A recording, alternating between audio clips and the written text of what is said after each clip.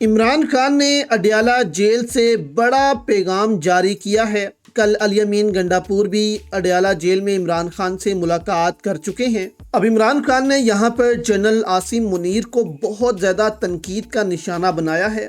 عمران خان کا پورا پیغام دوستو آپ کے سامنے رکھتے ہیں۔ عمران خان نے کل کہا کہ انسانی معاشرے دو چیزوں پر چلتے ہیں، انصاف اور اخلاقی قوت پر۔ جانوروں کا معاشرہ طاقت کی حکمرانی پر چلتا ہے، جس میں طاقتور قانون سے بالاتر ہوتا ہے، جبکہ انسانوں کے معاشرے میں جب طاقت کے زور پر حکمرانی کی جاتی ہے تو وہ معاشرہ تباہ ہو جاتا ہے۔ اس حوالے سے میں تواتر سے مولانا رومی کے قول کا حوالہ دیتا ہوں، جب اللہ نے تمہیں پر دیے ہیں تو چونٹیوں کی طرح زمین پر رینگتے کیوں ہو۔ آج پاکستان میں جنگل کا قانون ہے جس نے انصاف اور جمہوریت کو نیست و نابود کر دیا ہے۔ اس ملک کے آزاد ججز کو پیچھے کر دیا گیا ہے اور سرکاری ججز کو آگے کر دیا گیا ہے۔ آج پاکستان میں کمزور کے پاس کہیں بھی جانے کا راستہ نہیں ہے۔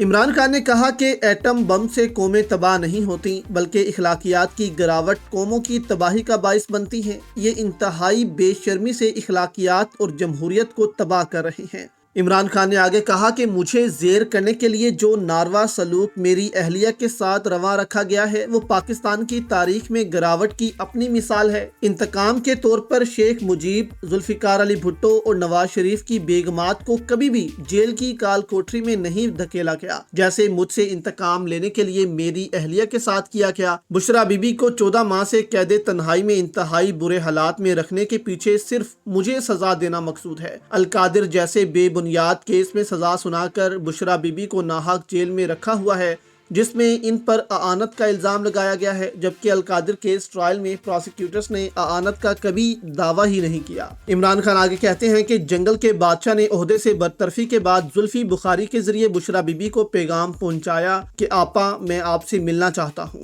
یعنی کہ پہلے عمران خان نے نام نہیں لیا تھا کہ کس کے ذریعے جو ہے وہ بشرا بی بی سے رابطہ کیا، لیکن اب عمران خان نے یہ راز بھی کھول دیا ہے کہ زلفی بخاری کے ذریعے جنرل عاصم منیر نے مجھ سے رابطہ کیا۔ عمران خان نے کہا کہ مگر بشرا بی بی نے صاف انکار کر دیا کہ میرا سیاسی اور حکومتی معاملات سے کوئی تعلق نہیں، لہٰذا میں ملاقات نہیں کروں گی، جس کا عاصم منیر یہاں اڈیالہ جیل میں تعینات کرنل کے ذریعے انتقام لے رہا ہے۔ غیر قانونی طور پر تعینات اس کرنل کے نزدیک عدالتی احکامات کی قطعاً کوئی حیثیت نہیں۔ عاصم منیر اب ذاتیات پر اتر آیا ہے۔ اس کی ایما پر میری اور بشرا بی بی کی 4 ہفتوں سے شیڈیول ملاقات بھی نہیں کروائی جا رہی، اور قیدیوں کو میسر دیگر بنیادی انسانی حقوق بھی مکمل معطل ہیں۔ تحریک انصاف واحد وفاقی سیاسی جماعت ہے، ہم ملک کو جوڑنے والے ہیں۔